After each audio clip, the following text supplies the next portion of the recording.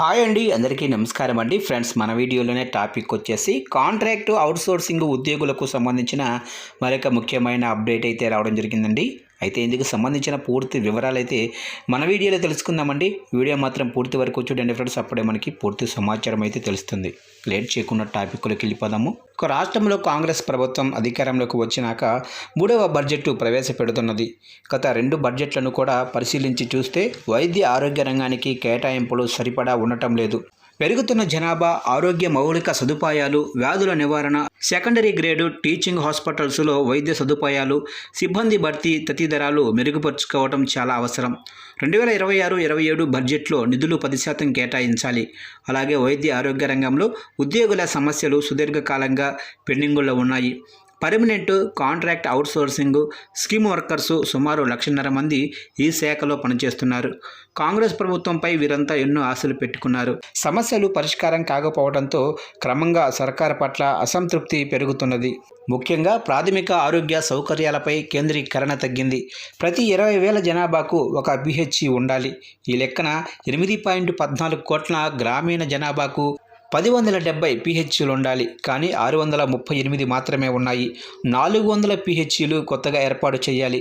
పట్టణ ప్రాంతాల్లో 1.39 కోట్ల జనాభాకు 276 యూపీహెచ్సిలు ఉండాలి. కానీ 240 మాత్రమే ఉన్నాయి. ఏరియా, జిల్లా ఆసుపత్రుల్లో సరిపడా లేవు. అన్నిటినీ అప్గ్రేడ్ చేసి వదిలేశారు. అలాగే 33 జిల్లాల్లో మెడికల్ కాలేజీలు పెట్టడం మంచిదే, కానీ మౌలిక సదుపాయాలు, సిబ్బంది కొరత తీర్చాలి. కేంద్ర, రాష్ట్ర స్కీములు ఉన్నాయి. వీటన్నింటినీ పరిగణనలోకి తీసుకొని ప్రపంచ ఆరోగ్య సంస్థ నిర్దేశించిన టార్గెట్ పూర్తి కావాలంటే బడ్జెట్లో 10% కేటాయించాలి.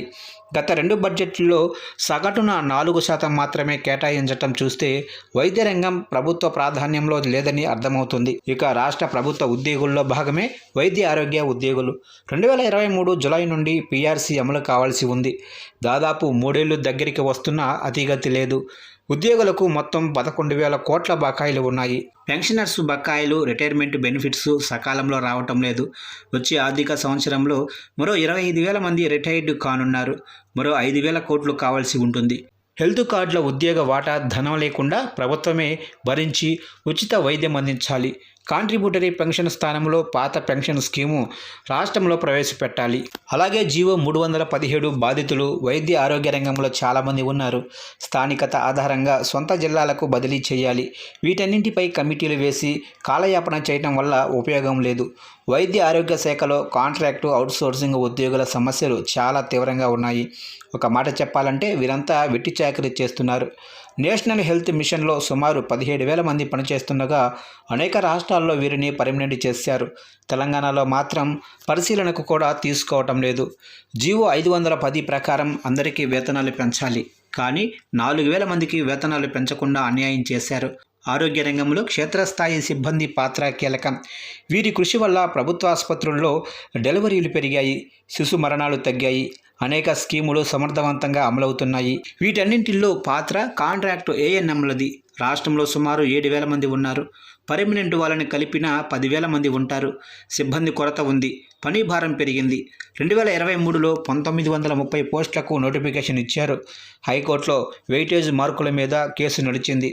20 మార్కులు ఇవ్వాలని ఫైనల్ తీర్పు వచ్చేసింది. నేటికి భర్తీ చేయలేదు. సమాన పనికి సమాన వేతనం వైద్య ఆరోగ్య శాఖలో అమలు కావటం లేదు.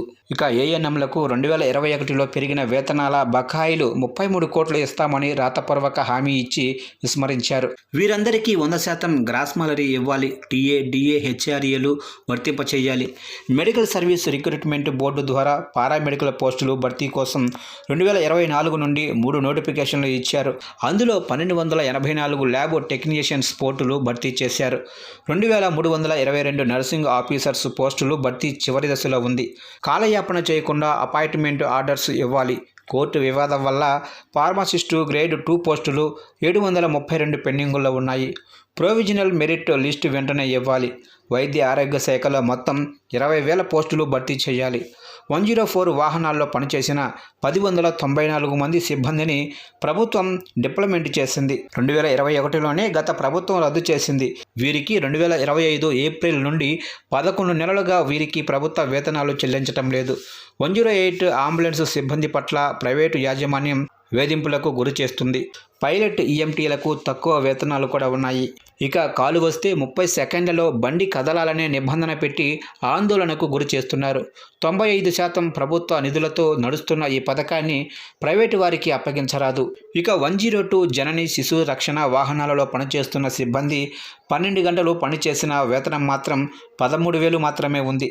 వీరందరికీ జీతభత్యాలు పెంచాలి. టీవీ కంట్రోల్ సొసైటీలో 700 మంది సర్వీసులు రెగ్యులరైజ్ చేయాలి. వైద్య విధాన పరిషత్తు, వైద్య విద్యా ఆసుపత్రుల్లో సుమారు 15,000 మంది అవుట్సోర్సింగ్ వర్కర్సు పనిచేస్తున్నారు. వీరికి జీవో నెంబర్ 60 ప్రకారం 15,600 ఇవ్వాలి. 2021 నుండి ప్రభుత్వమే అమలు చేయటం లేదు. ఇక పేషెంట్ కేర్, శానిటేషన్, అలాగే స్వీపర్స్, సెక్యూరిటీ గార్డులను 11,000 మాత్రమే ఇచ్చి అన్యాయం చేస్తున్నారు. ఇక పిఎస్, ఈఎస్ఐలు 2 నెలలు కార్మికుడి జీతంలోనే కట్ చేస్తున్నారు. వీళ్ళ వేతనాలు 26,000కు పెంచాలి. ఇక ఇటీవల ఆరోగ్యశ్రీ ట్రస్టుల్లోనే ఆరోగ్య మిత్రులకు వేతనాలు జియో నెంబర్ 60 ప్రకారం 15,600 నుంచి 19,500కు పెరిగాయి. వీరిని ఆరోగ్య ట్రస్ట్ ఉద్యోగులుగా గుర్తించాలి. ఎయిడ్స్ కంట్రోల్ సొసైటీ సిబ్బందికి ఉద్యోగ భద్రత లేదు. ఎరియర్స్, ప్రమోషన్స్, అలాగనే సర్వీస్ రెగ్యులరైజేషన్ లేదు. టీ హబ్లో పనిచేస్తున్న సిబ్బందికి నెలల తరబడి వేతనాలు పెండింగుల్లో ఉన్నాయి. ఆయుష్, బ్లడ్ బ్యాంకు, డిపిఎంలలో కాంట్రాక్టు సిబ్బంది సమస్యలు తీవ్రంగా ఉన్నాయి. క్షేత్రస్థాయిలో పిహెచ్సిలలో పనిచేస్తున్న కంటింజెన్స్ డైలీ వేజ్ వర్కర్స్ చాలా తక్కువ వేతనాలు ఉన్నాయి. పార్ట్ టైం వర్కర్స్ 4,000 కూడా ఇవ్వటం లేదు. ఉద్యోగ భద్రత కూడా లేదు. 2023 మేలో జియో నెంబర్ 16 ఆధారంగా పర్మనెంట్ అయిన వారి సర్వీస్ రెగ్యులరైజేషన్లో అధికారులు కాలయాపన చేస్తున్నారు. ఇక ప్రభుత్వ ఆసుపత్రిలో వేల సంఖ్యలో పనిచేస్తున్న నర్సింగ్ ఆఫీసర్స్కు సకాలంలో ప్రమోషన్స్ ఇవ్వడం లేదు. నర్సింగ్ డైరెక్టరేట్ ఏర్పాటు ఆలస్యమవుతున్నది. సర్వీసుల్లో ఉన్న నర్సింగ్ ఆఫీసర్స్కు బీఎస్సీ, ఎంఎస్సీ చదువుకోవడానికి జీతంతో కూడిన సెలవులు ఉండేవి. ప్రస్తుతం నిలుపుదల చేశారు. వాటిని పునరుద్ధరించాలి. ల్యాబ్ టెక్నీషియన్స్, అలాగనే ఫార్మసిస్టులకు గ్రేడ్ 2 వారికి ప్రమోషన్స్ లేవు. జియో నెంబరు 69 ప్రకారం anaesthesia, radiology, C T E C C, cardio, dental, sterilisation technicians పోస్టులు భర్తీకి ఉత్తర్వులు ఇచ్చారు. 2 ఏళ్లైనా భర్తీ చేయలేదు. వెంటనే వీటికి నోటిఫికేషన్ విడుదల చేయాల్సి ఉంది. ఈ రకంగా చాలా క్యాడర్లలో ఉద్యోగులు తీవ్ర ఇబ్బందులు ఎదుర్కొంటున్నారు. ఇక వైద్య ఆరోగ్య శాఖ కార్యాలయంలో పనిచేసే డేటా ఎంట్రీ ఆపరేటర్స్, ఇతర సిబ్బంది జీతభత్యాలు పెంచాల్సి ఉంది. ఈ నేపథ్యంలో కాంట్రాక్ట్ అవుట్సోర్సింగ్ ఎంప్లాయీస్కు సంబంధించి కామన్ డిమాండ్స్ను ప్రభుత్వం పరిశీలించాలి. తక్షణమే సుప్రీంకోర్టు తీర్పు ప్రకారం సమాన పనికి సమాన వేతనం నిర్ణయించాలి. ప్రమాద బీమా సౌకర్యం 10 లక్షలు కల్పించాలి. ఇక రిటైర్మెంట్ అయిన కాంట్రాక్ట్ ఉద్యోగులకు గ్రాడ్యుటీ చట్టం ప్రకారం ఇవ్వాలి, లేదా కనీసం 10 లక్షలు ఫిక్స్ గ్రాడ్యుటీ ఇవ్వాలి. పర్మనెంట్ ఉద్యోగులకు 20 లక్షలు ఇస్తున్నారు. హెల్త్ కార్డులు, చట్టబద్ధ సౌకర్యాలు అన్నీ కల్పించాలి. ఈ సమస్యలన్నీ అసెంబ్లీ సమావేశాల సందర్భంగా చర్చించి పరిష్కరించాలి అంటున్నారు కాంట్రాక్ట్ అవుట్సోర్సింగ్ ఉద్యోగ సంఘాలు.